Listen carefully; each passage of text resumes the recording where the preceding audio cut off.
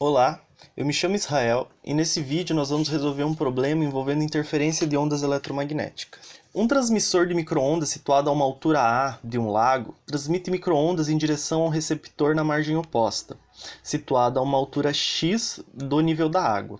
As micro-ondas que são transmitidas, elas refletem no lago e interferem com as ondas que se propagam diretamente pelo ar.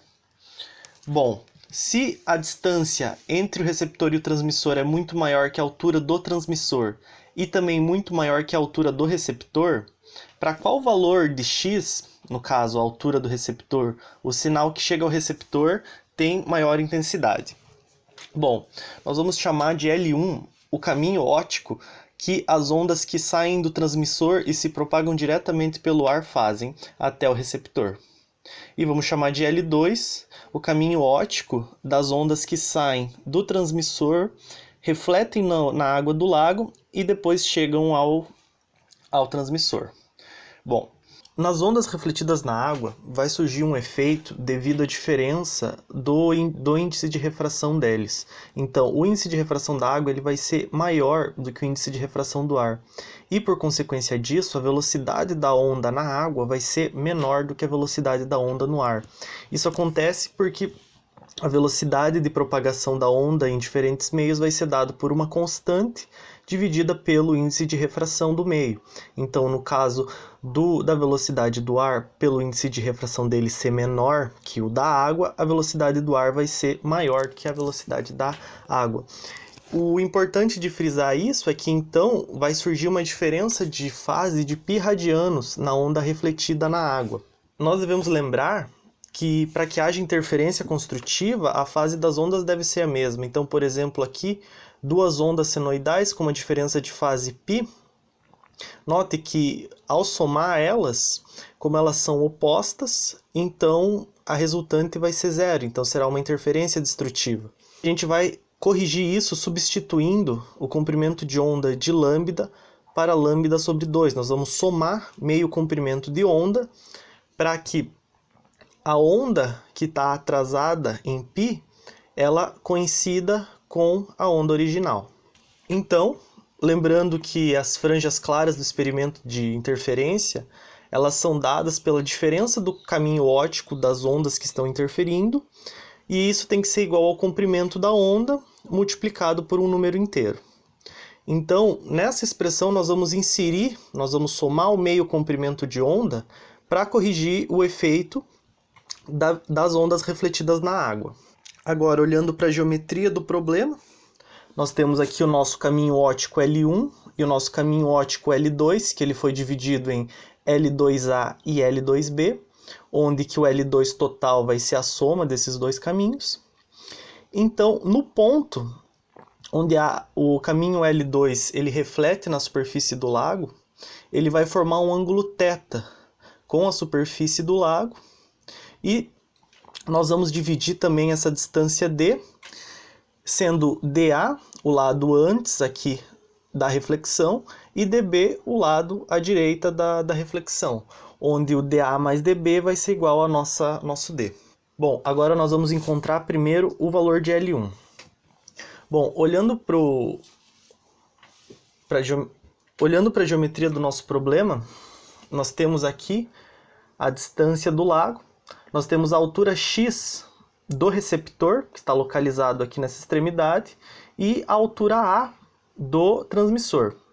Então, note que o caminho óptico L1 ele vai formar um triângulo retângulo, onde a gente vai ter a hipotenusa aqui como sendo o próprio L1, esse cateto como sendo a distância D, que vai daqui até o receptor, e esse tamanho aqui é a diferença da altura do transmissor, a altura A, com a altura do receptor x. Então, esse tamanho aqui ele tem valor A menos x.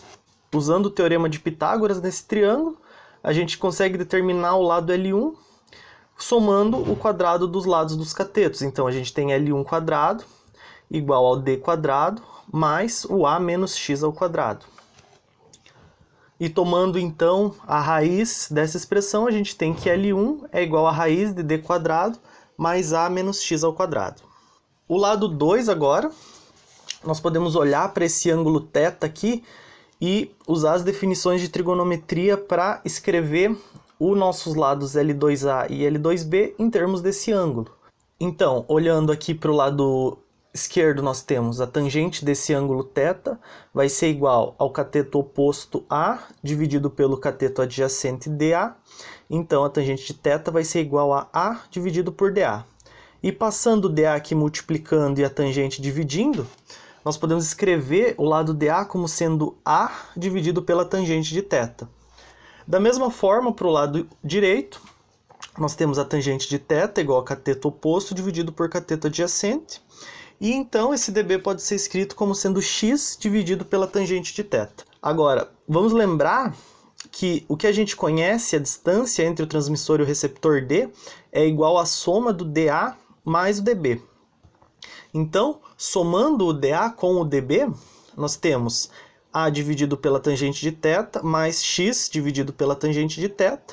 Como o denominador é o mesmo, a gente pode somar esses termos no numerador e chegamos em A mais x dividido pela tangente de θ. Então, passando a tangente, multiplicando aqui à esquerda e dividindo tudo por D, nós temos que a tangente de θ vai ter o valor A mais x dividido por D.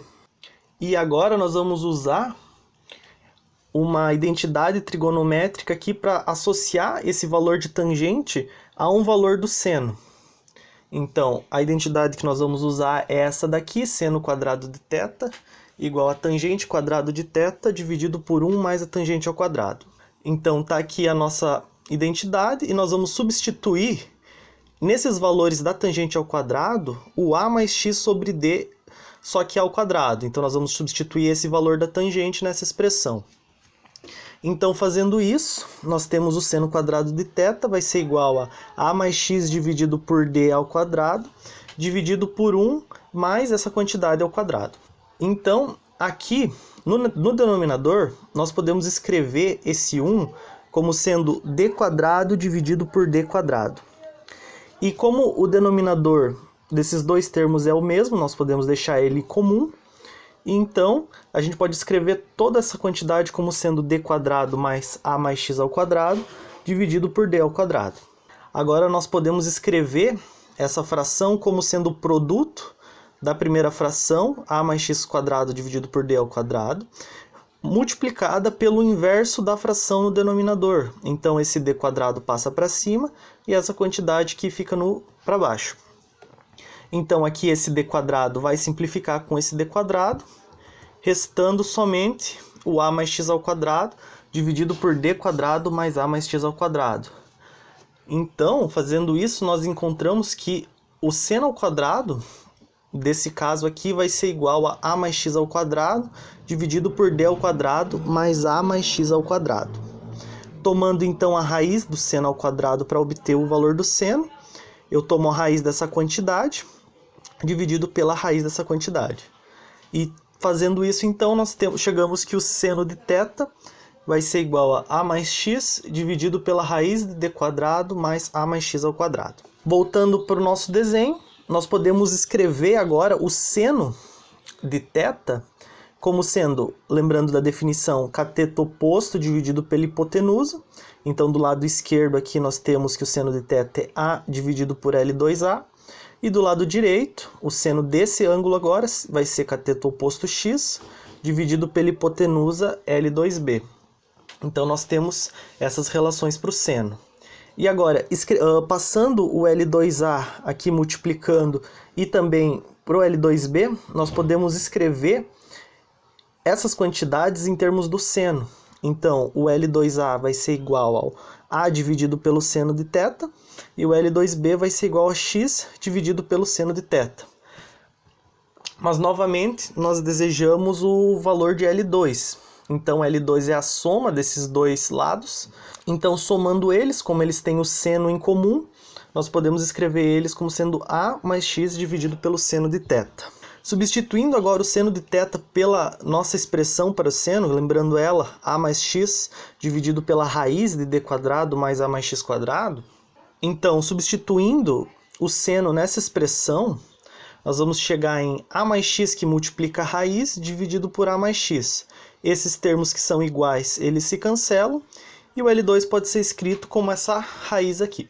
Agora, usando o teorema binomial, essas duas raízes podem ser aproximadas, e podemos escrever o resultado, lembrando que da nossa condição inicial, que o D é muito maior que o A e que o X, nós podemos escrever o caminho L1 e L2 dessa forma. Então, L1 fica aproximadamente igual a D mais A menos x² dividido por 2D, e o L2 fica aproximadamente igual ao D mais o A mais x² dividido por 2D. Então, lembrando novamente que para que haja interferência construtiva, a diferença dos caminhos ópticos das ondas tem que ser igual a essa quantidade. Lembrando que a gente somou meio comprimento de onda aqui nessa expressão para corrigir a diferença de fase das ondas. Então, fazendo essa diferença, nós temos que L2 menos L1 é aproximadamente AD mais esses termos, onde os termos grandes aqui eu abri o quadrado, então isso aqui é A mais x², e aqui A menos x². Bom, D menos D se cancela. Nós podemos fatorar, então, o 2D que está dividindo essas quantidades, e o que sobra dentro do parênteses é isso. Então, o A² menos o A² se cancela, o x² menos x² cancela, e nós podemos dividir esses dois termos por 2, então o 2 também vai cancelar. Sobrando só AX mais AX, então isso daqui vai ser 2AX sobre D. Chegamos nessa expressão e ela tem que ser igual a m mais meio vezes lambda. Então agora, dividindo toda a expressão aqui por 2A sobre D, então passando esse D para cá e esse 2A dividindo, nós chegamos nessa expressão para o x. O x tem que ser igual a D dividido por 2A, que multiplica m mais meio de lambda. Agora, o valor máximo das interferências vai ser em m igual a 0. Então, escolhendo esse valor de m, o x fica igual a D vezes lambda dividido por 4A. Bom, para recapitular um pouco, nós tínhamos um transmissor situado a uma altura A uma distância D, de um receptor situado a uma altura X, ambos em extremos de um lago. As ondas emitidas pelo transmissor, elas vão ser refletidas no lago e vão sofrer interferência com as ondas que propagam diretamente pelo ar. Bom, nós queríamos saber para quais valores de X a interferência construtiva no receptor seria máxima. Então, nós tomamos a diferença entre os caminhos ópticos para chegar nessa expressão. Então, nós determinamos o caminho óptico das ondas que se propagam diretamente pelo ar. Chegamos nessa expressão em termos apenas das alturas e da distância. E também obtemos a distância, o caminho óptico das ondas que são refletidas no lago. Tomando a diferença entre elas, nós chegamos nessa expressão para a interferência, e então isolando x e escolhendo m igual a 0 para o valor máximo da interferência, nós chegamos que o x máximo vai ser d lambda sobre 4a. Bom, pessoal, por esse vídeo seria isso. Muito obrigado e até a próxima.